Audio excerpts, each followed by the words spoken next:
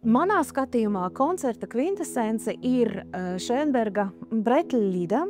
Komponists ir rakstījis nevis kādai koncertskatuvei, bet kabarē teātrim. Iekļauj gan tā laika Berlīnes populāro dziesmu stilu, gan Vīnes tā laika populāro dziesmu stilu, gan kaut kas no franču šansona. Klasiskās vācu dziesmu tradīcijas, ko mēs pazīstam, piemēram, no Šuberta vai no Šumaņa.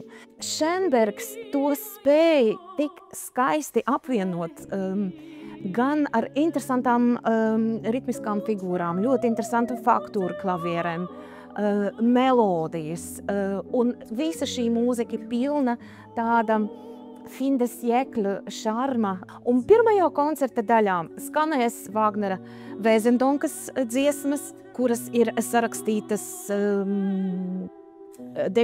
gadsimta 50. gadu pirmajā pusē. Tajā laikā, kad Vāgners bija Šveicē, un tam ir izveidojusies tāda, kā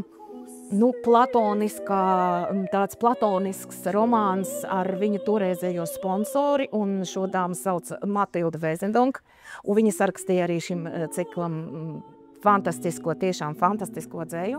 Un vēl pirmajā daļā skanēs Vāgnera labākā drauga mūzika, proti Ferenca Lista dziesmas.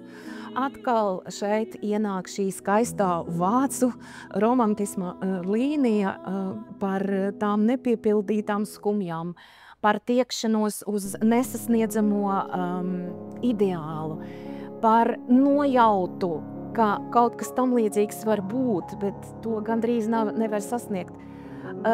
Šī te smeldze, kas sasniedz jebkuru sirdi, un arī tāda viegla ironija un viegls tāds kā smīns, viegls smaids, tas sasniedz jebkura sirdi, un jebkurš un katrs no mums visu trīs komponistu mūzikā var atrast kaut ko sev tīkamu un interesantu, un varbūt atklāt sev tiešām jaunu mūzikas lapas pusi.